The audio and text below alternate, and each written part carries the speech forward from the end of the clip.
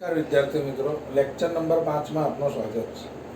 આજે આપણે ભણીશું ધાતુઓનું તાપમાન વધે તો વાહકતા શા માટે ઘટે અને અવરોધકતા શા માટે વધે. આ સૂત્ર લાસ્ટ લેક્ચરમાં આપણે સાબિત કરેલું, જે સૂત્ર વાહકતાનું છે. વાહકતા sigma is equal to n square by tau divided by m. તો n કોણ છે? તો એકમ કદ દીઠ પરમાણુઓની સંખ્યા, E ઇલેક્ટ્રોન, m દળ અને ટાઉ એટલે રિલેક્સેશન સમય. બરાબર છે. આ બધી બાબતોની અંદર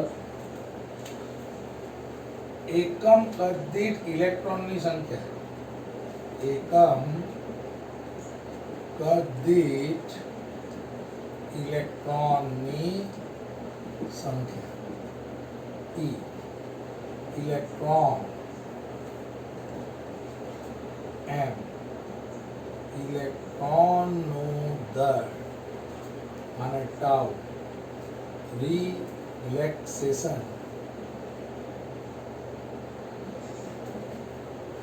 સમય. શું આવશે? રિલેક્સેશન સમય. મિત્રો, રિલેક્સેશન સમય એટલે શું? બે ક્રમિક અથડામણો વચ્ચેનો સમયગાળો. સવાલ એ છે કે તાપમાન વધે તો શું થાય? તાપમાન વધે ને મિત્રો, તો અણુઓને એનર્જી મળે, અને જો અણુઓને એનર્જી મળે તો અણુઓનું ભાગવાનું કામ વધી જાય. જો અણુઓનું ભાગવાનું કામ વધી જાય તો અણુઓની અથડામણ વધે, અને જો અણુઓની અથડામણ વધે તો રિલેક્સેશન સમય ઘટે. એટલે આ પરિસ્થિતિની અંદર તમે જોશો તો n e square by m બરાબર અચળ છે, અને અચળને જો હટાડી દો તો સિગ્મા ઇઝ પ્રપોઝનલ ટુ શું થઈ જશે? ટાઉ. એટલે જો તાપમાન વધે તો અથડામણ વધે, અને જો અથડામણ વધે તો રિલેક્સેશન સમય ઘટે. એટલે જો ટાઉ ઘટે, રિલેક્સેશન સમય ઘટે, તો સિગ્મા એટલે કોણ? વાહકતા. સિગ્મા પણ શું થાય? ઘટે. સમજો છો? તો તાપમાન વધે તો વાહકતા ઘટે. ઓકે. હવે વાત આપણે કરીશું કોની? અવરોધકતા. અવરોધકતા એટલે શું હતું મિત્રો? રો. અને એનું સૂત્ર યાદ કરો, તમને ભણાવેલું, m divided by n e square divided by tau. આને આપણે શું કહીએ છીએ બાળકો? અવરોધકતા. સેમ ટુ સેમ પ્રોસેસ છે અહીંયા, સેમ ટુ સેમ પ્રોસેસ, જ્યાં m divided by n e square બરાબર અચળ, તો rho is proportional to 1 divided by tau. અહીંયા જો તાપમાન વધે, જો તાપમાન વધે, જુઓ, તાપમાન વધે તો અથડામણ વધે, અથડામણ વધે તો ટાઉ ઘટે, અને જો ટાઉ ઘટે તો રો વધે. છેદમાં છે ને, વ્યસ્ત પ્રમાણમાં છે બાળકો. સમજો છો? એટલે અવરોધકતા જો રિલેક્સેશન સમય જો વધે, બરાબર છે, રિલેક્સેશન સમય જો વધે તો આ ઘટે, અને રિલેક્સેશન સમય વધે તો આ ઘટે. એટલે તાપમાન વધે તો અથડામણ વધે, અથડામણ વધે તો ટાઉ ઘટે, અને જો ટાઉ ઘટે તો અવરોધકતા વધે. જે આપણે મિત્રો શું કરવાનું હતું? સાબિત કરવાનું હતું. મિત્રો મોબિલિટી, મોબિલિટીનો ગુજરાતી અર્થ છે ગતિશીલતા. કોઈ પણ વાહક પદાર્થ હોય ને, વાહક પદાર્થ એ વાહક કેમ છે? કારણ કે એની અંદર ગતિમાન વિદ્યુતભાર હોય છે, અને ગતિમાન વિદ્યુતભારના કારણે જ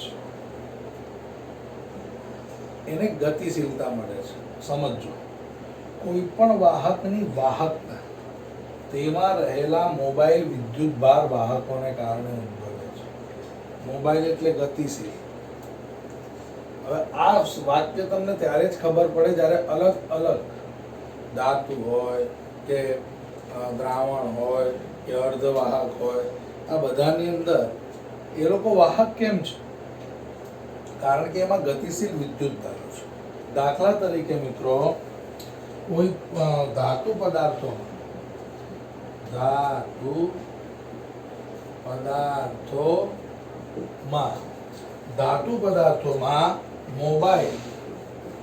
મોબાઈલ વિદ્યુત ભાર વાહકો તરીકે મુક્ત ઇલેક્ટ્રોન હોય છે. આને સમજો. ધાતુ પદાર્થો છે મિત્રો, ધાતુ પદાર્થો. આ ધાતુ પદાર્થો ની અંદર મોબાઈલ વિદ્યુતભાર, ધાતુ પદાર્થ વાહક છે, અને વાહક હોવાને કારણે કઈક અંદર હોવું જોઈએ. તો એની અંદર જે મોબાઈલ વિદ્યુતભાર વાહકો તરીકે મુક્ત ઇલેક્ટ્રોન આવે, મુક્ત ઇલેક્ટ્રોનના કારણે ધાતુ સુવાહક કહેવાય છે. એટલે કોઈ પણ વાહકની વાહકતા, આની વાહકતા કોને કારણે છે? ધાતુ પદાર્થની, તેમાં રહેલા મુક્ત ઇલેક્ટ્રોનના કારણે. બરાબર છે. હવે બીજી વાત કરીએ તો વિદ્યુત દ્રાવણ. વિદ્યુત દ્રાવણ, વિદ્યુત દ્રાવણમાં ધન અને ઋણ, ધન અને ઋણ આયનો મોબાઈલ વિદ્યુત વાહકો તરીકે વર્તે છે. દ્રાવણમાં, વિદ્યુત દ્રાવણમાં સમજો મિત્રો, વિદ્યુત દ્રાવણને આપણે, તમે કેમિસ્ટ્રીમાં ભણતા હશો, ઇલેક્ટ્રોલાઇટ દ્રાવણ. અને ઇલેક્ટ્રોલાઇટ દ્રાવણની અંદર વિદ્યુત વાહકોની ગતિ માટે જવાબદાર કોણ છે? તો ધન અને ઋણ આયનો. બરાબર છે. જેમ કે H2SO4, બરાબર છે. તો આના એક પોઝિટિવ આવશે, એક નેગેટિવ આવશે. અહીંયા આવશે H+ અને SO4-2. તો H2SO4 ના દ્રાવણની અંદર પોઝિટિવ આયન H છે અને નેગેટિવ આયન SO4-2 છે. જે દ્રાવણની અંદર શું કરે છે? ગતિ કરે છે. H+ ક્યાં ભાગે છે? ઋણ તરફ. SO4-2 ક્યાં ભાગે છે? ધન તરફ. તો દ્રાવણની અંદર એક પોઝિટિવ આયન નેગેટિવ તરફ ભાગે છે અને નેગેટિવ આયન પોઝિટિવ તરફ ભાગે છે. તો કોઈ પણ દ્રાવણ એ વાહક કેમ છે? કારણ કે એની અંદર ગતિશીલ ધન આયન અને ઋણ આયન છે. બરાબર છે. નંબર 3, આયનીકરણ પામેલા વાયુ. આયનીકરણ પામેલા વાયુ માં ઇલેક્ટ્રોન અને આયનો મોબાઈલ વિદ્યુતભાર તરીકે વર્તે છે. બરાબર છે. તો કોઈ પણ આયનીકરણ પામેલ વાયુ એ પણ વાહક કહેવાય.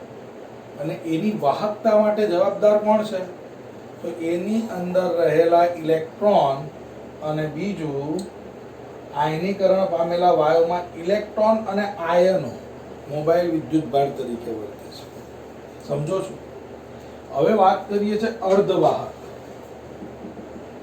અર્ધવાહકમાં ઇલેક્ટ્રોન અને હોલ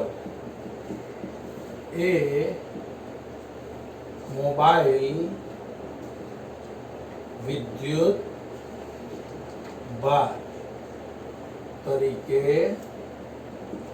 વર્તે. મિત્રો, અર્ધવાહક સેમિકન્ડક્ટર. હવે સેમિકન્ડક્ટર નું આખું ચેપ્ટર છે.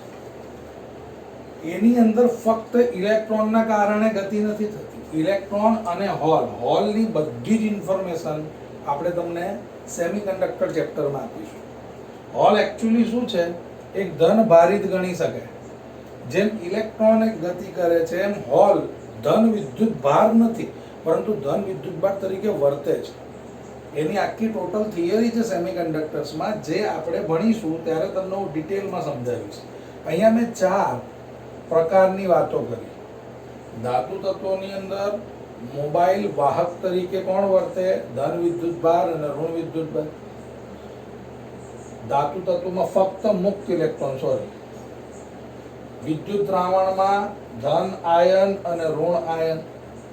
આયનીકરણ પામેલા વાયુમાં ઇલેક્ટ્રોન અને આયન. જ્યારે અર્ધવાહકમાં ઇલેક્ટ્રોન અને હોલ એ મોબાઈલ વિદ્યુત વાહક તરીકે વર્તે છે. મિત્રો, મોબિલિટી એટલે શું? વાહકમાં એકમ વિદ્યુત ક્ષેત્ર ડ્રિફ્ટ વેગને વિદ્યુત ભાર વાહકની મોબિલિટી કહેવાય. જો મોબિલિટી એટલે શું? મોબિલિટી ને મ્યુ વડે દર્શાવે છે. ક્લિયર? મોબિલિટી એટલે શું કહે છે? મ્યુ બરાબર, વ્યાખ્યા જુઓ, એકમ વિદ્યુત ક્ષેત્ર દીઠ ડ્રિફ્ટ વેગ ને વિદ્યુત ભાર વાહક કહેવામાં આવે. વાહકમાં એકમ વિદ્યુત ક્ષેત્ર દીઠ ડ્રિફ્ટ વેગને વિદ્યુત ભાર વાહકની મોબિલિટી કહેવામાં આવે છે. જરા સમજો, આ માનકમાં કેમ લખ્યું? કેમ કે ડ્રિફ્ટ વેગ કોના માટે છે? ડ્રિફ્ટ વેગ ઇલેક્ટ્રોન માટે છે. અને ઇલેક્ટ્રોન હંમેશા ક્યાં ભાગે છે? વિદ્યુત ક્ષેત્રની વિરુદ્ધ દિશામાં. અને વિદ્યુત ક્ષેત્રની વિરુદ્ધ દિશામાં ભાગતો હોવાથી ડ્રિફ્ટ વેગ ઇઝ ઓલવેઝ નેગેટિવ. પણ જો તમે એને પોઝિટિવ કરવા માંગો છો તો માનક લગાવી દો. મૂલ્યમાં નેગેટિવ એ જ બતાવે છે કે ઇલેક્ટ્રોન વિદ્યુત ક્ષેત્રની વિરુદ્ધ દિશામાં જાય છે. બરાબર છે? એટલે આ મોબિલિટી બરાબર ડ્રિફ્ટ વેગ ડિવાઇડેડ બાય વિદ્યુત ક્ષેત્ર. એટલે વ્યાખ્યા ગૂંથવાની જરૂર પડવાની જ નથી મિત્રો. વાહકમાં એકમ વિદ્યુત ક્ષેત્ર ડ્રિફ્ટ વેગને વિદ્યુત ભાર વાહકની શું કહેવાય? મોબિલિટી કહેવાય. મોબિલિટીને આપણે કોના વડે દર્શાવીએ છીએ? મ્યુ વડે દર્શાવીએ છીએ. હવે તમે જુઓ જરા કે વેગનો એકમ શું આવે મિત્રો? વેગનો એકમ આવે મીટર પ્રતિ સેકન્ડ. અને વિદ્યુત ક્ષેત્રનો એકમ શું આવે મિત્રો? વોલ્ટ મીટર ઇનવર્સ, વોલ્ટ પ્રતિ મીટર. વેગનો એકમ મીટર સેકન્ડ ઇનવર્સ અને વિદ્યુત ક્ષેત્રનો એકમ વોલ્ટ પ્રતિ મીટર. તો ફાઇનલી મ્યુ નો પારિમાણિક સૂત્ર થાય, એકમ થાય મીટર નો square second volt inverse second inverse. આ એનું સૂત્ર થાય. અને CGS માં એનો એકમ શું? આ શેના એકમ છે? MAS. હવે મ્યુ બરાબર centimetre square volt inverse second inverse એમાં છે CGS. હવે મોબિલિટી નો જે એકમ છે એનો MKS અને CGS વચ્ચેનો ડિફરન્સ કેટલો? તો જોઈ લો. Metre square volt inverse second inverse is equal to centimetre square volt inverse second inverse. હવે સેન્ટીમીટર એટલે 10 ની 2 ઘાત મીટર, 1 મીટર બરાબર 100 સેન્ટીમીટર, એટલે આનો શું થાય? સ્ક્વેર થાય। વોલ્ટ ઇનવર્સ સેકન્ડ ઇનવર્સ એ તો ચેન્જ થવાનું જ નથી, એટલે અહીંયા કેટલા મળશે? 10 ની 4 metre square volt inverse second inverse. સમજો છો? તો બંને વચ્ચે ડિફરન્સ કેટલો છે? આ કઈ પદ્ધતિ હતી? MKS બરાબર છે। અને આપણે કન્વર્ટ શેમાં કરીએ છીએ? 10 ની 4 CGS।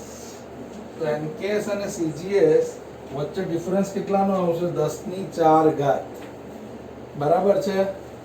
તો MKS પદ્ધતિમાંથી CGS પદ્ધતિમાં જો તમારે કન્વર્ટ કરવું હોય તો તમને મળે છે આ। સમજો છો મિત્રો? મોબિલિટીનું પારિમાણિક સૂત્ર મેળવીએ તો મોબિલિટી નો એકમ હમણાં જસ્ટ આપણે ભણી ગયા છીએ, metre square volt inverse second inverse. આ છે આપણો એકમ। ચલો, મીટર એટલે લંબાઈનો એકમ, લંબાઈનો એકમ એટલે શું? L2। વોલ્ટ એટલે વોલ્ટનો એકમ આવશે M1 L2 T - 3 A - 1 ની -1 ઘાત, અને સેકન્ડ ઇનવર્સમાં આવશે T - 1। ચાલો હવે શું કરશો? મ્યુ નું પારિમાણિક સૂત્ર મેળવવાનું છે। L2 રહેશે, M ની -1 જો આ બધા વડે ગુણાય, L ની -2, T ની 3, A ની 1 અને T ની -1। ક્લિયર? હવે શું કરશું? M -1 L જોઈ લો, IL કેન્સલ એટલે L0, T જુઓ 3 માંથી 1 જાય તો T2, અને A કેટલા આવશે? A ની 1। તો આવી રીતે બી લખી શકો છો M -1 T2 A1। આ પણ કોનું પારિમાણિક સૂત્ર છે? મોબિલિટીનું પારિમાણિક સૂત્ર આપણી પાસે આ મળશે। એટલે મિત્રો આ મોબિલિટીની બધી વાત થઈ ગઈ। મોબિલિટી એટલે શું મિત્રો? જરા સમજો। આટલું બધું ભણ્યા બાદ તમને મિત્રો ખબર પડવી જોઈએ મોબિલિટી એટલે શું। મોબિલિટી એટલે કોઈ પણ ધાતુ કેટલી સારી વાહક છે। કોઈ પણ ધાતુ કેટલી સારી વાહક ક્યારે બને છે? જ્યારે એની અંદર કોણ હોય? વાહકનું પ્રમાણ વધારે હોય। જે ધાતુમાં વાહકનું પ્રમાણ વધારે એની વાહકતા વધારે, અને સારી વાહક કહેવાય। અને જે સારી વાહક હોય બરાબર છે, એમાં આપણે મોબિલિટી વાહકમાં એકમ વિદ્યુત ક્ષેત્ર દીઠ ડ્રિફ્ટ વેગ। જરા સમજો। કેટલાક લોકો શું સમજે છે મિત્રો? મોબિલિટીનો મતલબ ઇલેક્ટ્રોન ભાગે એટલે એની મોબિલિટી વધારે। મોબિલિટીનો આખો કન્સેપ્ટ જ અલગ છે। એકમ વિદ્યુત ક્ષેત્ર દીઠ ડ્રિફ્ટ વેગ, એટલે આમાં બહુ બધું વિચારવાનું છે મિત્રો। વિદ્યુત ક્ષેત્ર પાવરફુલ હોય તો મોબિલિટી ઘટે, બરાબર છે? ડ્રિફ્ટ વેગ જો વધુ હોય તો મોબિલિટી વધે। વિદ્યુત જોજો, વિદ્યુત ક્ષેત્ર પાવરફુલ હોય તો બળ વધે તો પ્રવેગ વધે। એટલે આ છે ને જનરલી પેલું સુવાહકતા માટે નથી। વાહકમાં એકમ વિદ્યુત ક્ષેત્ર દીઠ ડ્રિફ્ટ વેગને વિદ્યુતભાર વાહકની શું કહેવાય? મોબિલિટી। એકમ આવશે metre square volt inverse second inverse, અને પારિમાણિક સૂત્ર M -1 T2 A1। ક્લિયર? આ છે મિત્રો મોબિલિટી। આમાં ખાસ ધ્યાન આપજો, આની દાખલાઓમાં આપણને જરૂર પડશે। ઓકે, રિલેક્સેશન સમય ટાઉના પદમાં મોબિલિટીનું સૂત્ર મેળવો। ચાલો, બહુ સિમ્પલ છે મિત્રો। આવું કંઈ જાણો છો? વેગ પ્રવેગ બરાબર શું આવે? વેગના છેદમાં સમય। આપણે 11મા ધોરણમાં જે પ્રવેગ ભણ્યા ને મિત્રો, એ નથી। ધાતુની અંદર ઇલેક્ટ્રોનના પ્રવેગની વાત છે. તો પ્રવેગ એટલે એ, જુઓ બધાને ડિફાઇન્ડ કરીએ. પ્રવેગ એટલે એ, F બરાબર E, F બરાબર ma, એટલે શું આવે? E બરાબર ma, તો A બરાબર E/m. ચાલો, પ્રવેગ. વેગ એટલે કોણ? વેગ એટલે આવે છે આપણી પાસે ડ્રિફ્ટ વેગ. બરાબર છે? તો ડ્રિફ્ટ વેગ એટલે vd, અને આપણે કહીએ છીએ ડ્રિફ્ટ વેગ. અને રિલેક્સેશન સમય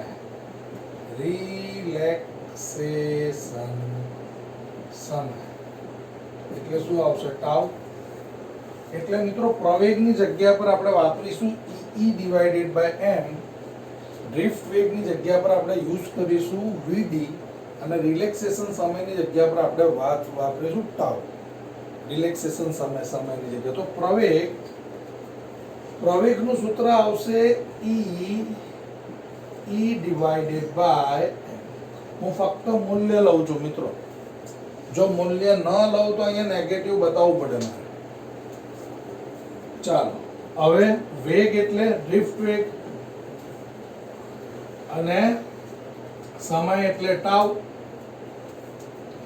સિમ્પલ થઈ ગયું. હવે મોબિલિટીનું સૂત્ર મેળવવાનું છે ટાઉના પદમાં. રિલેક્સેશન સમય ટાઉના પદમાં મોબિલિટીનું સૂત્ર મેળવો. હમણાં જસ્ટ ભણી ગયા કે એકમ વિદ્યુત ક્ષેત્ર દીઠ ડ્રિફ્ટ વેગને આપણે શું કહીએ છીએ? આપણે મ્યુ. એને આપણે કહીએ છીએ મોબિલિટી. ઈ ને નીચે લઈ આવો, ટાઉ ને પેલી બાજુ લઈ જાઓ, તો અહીંયા કેવું થશે? vd divided by e is equal to tau e divided by m. એટલે મ્યુ બરાબર tau e divided by m. જે રિલેશન છે મિત્રો, કોનો જે રિલેશન છે કોનો? જો આ મોબિલિટી નું સૂત્ર અને ટાઉ, આ ટાઉ ના પદમાં મોબિલિટી નું સૂત્ર છે. તો તમારે યાદ શું રાખવાનું? મોબિલિટી નું એક સૂત્ર છે એકમ વિદ્યુત ક્ષેત્ર દીઠ ડ્રિફ્ટ વેગ, અને મોબિલિટી નું ટાઉ ના સંદર્ભમાં સૂત્ર આવશે tau e divided by m. Okay, હવે તમને મિત્રો માંગેલું છે અહીંયા એકમ. તો એકમ શું આવશે? ટાઉ. પછી શું આવશે? ચલો, એકમ શું આવશે? એકમ આ સંદર્ભમાં એકમ. તો ટાઉ એટલે સમય એટલે સેકન્ડ, વિદ્યુત ભારનો એકમ કુલમ ડિવાઇડેડ બાય દળ. આ દળ છે મિત્રો, ઇલેક્ટ્રોનનું દળ, એનું કિલોગ્રામ આવે. સમજો છો? અહીંયા એકમ શું હતું? યાદ કરો, મીટર પ્રતિ સેકન્ડ, અને આનું વોલ્ટ પ્રતિ મીટર. આનો એકમ શું બનતું?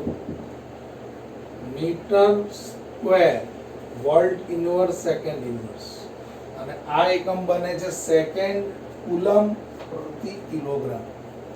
સમજો છો? આ એનો શું છે? એકમ છે. ઓકે મિત્રો, વિદ્યુત ભાગની મોબિલિટીનું સૂત્ર. વિદ્યુત પ્રવાહ ના પદમાં એકમ સહિત મેળવો મોબિલિટી.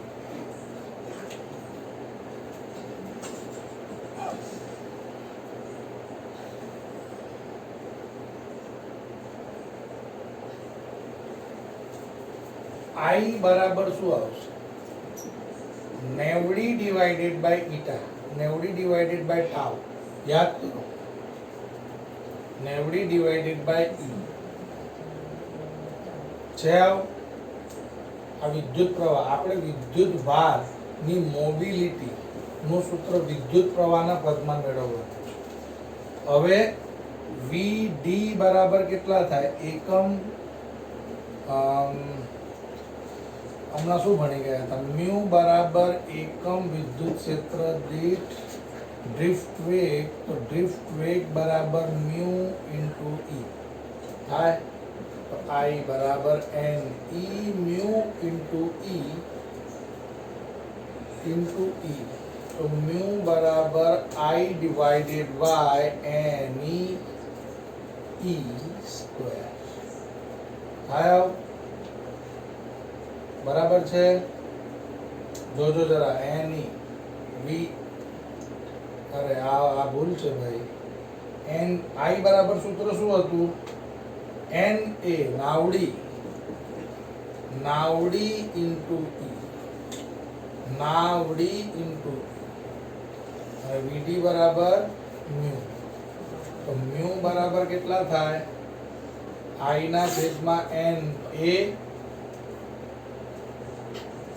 ઇન્ટુ ઈ થશે. આવો તો મ્યુ બરાબર I divided by n a e into e. જુઓ I એટલે કોણ છે? વિદ્યુત પ્રવાહ. n એટલે કોણ? એકમ કદ દીઠ ઇલેક્ટ્રોન ની સંખ્યા. a એટલે ક્ષેત્રફળ, E એટલે વિદ્યુત ક્ષેત્ર, અને E એટલે ઇલેક્ટ્રોન, અને મ્યુ એટલે મોબિલિટી. ચલો મોબિલિટીના કેટલા સૂત્ર થઈ ગયા હવે જુઓ. એક સૂત્ર છે મ્યુ બરાબર એકમ વિદ્યુત ક્ષેત્ર દીઠ ડ્રિફ્ટ વેગ. ચલો એનું બીજું સૂત્ર કયું હતું? બીજું સૂત્ર આપણે મેળવેલું મ્યુ બરાબર ઈ ટાઉ ડિવાઇડેડ બાય દર, અને મોબિલિટી નું ત્રીજું સૂત્ર આવશે I divided by n a e e. આ બધા સૂત્ર સમય પર કામ આવવા જોઈએ. જે પદ આપેલું હોય એ પદ પ્રમાણે જ મોબિલિટી નું સૂત્ર આવવું જોઈએ. બરાબર છે? આનો એકમ બી મેળવવાનો છે આપણને. ચાલો, વિદ્યુત પ્રવાહનો એકમ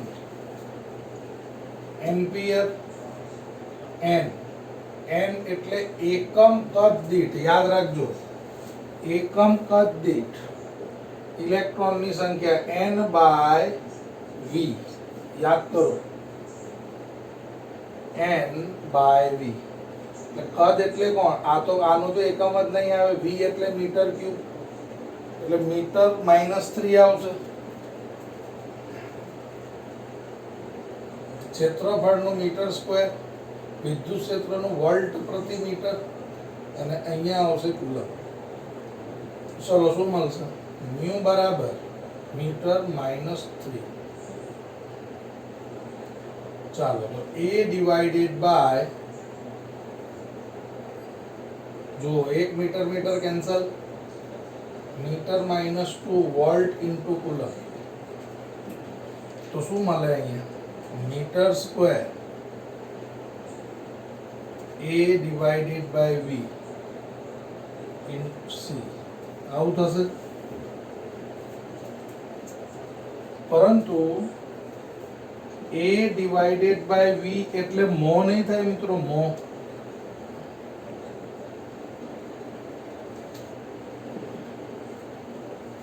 એટલે અહીંયા તમને મળશે એકમ મીટર સ્ક્વેર મો કુલમ્બ ઇનવર્સ.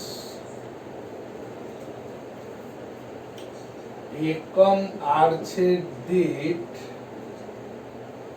વોલ્ટેજ ને આપણે શું કહીએ છીએ? ઓહમ, અવરોધ. V એટલે વોલ્ટ ને I એટલે વિદ્યુત પ્રવાહ, એટલે એને આપણે શું કહીએ છીએ? અવરોધ.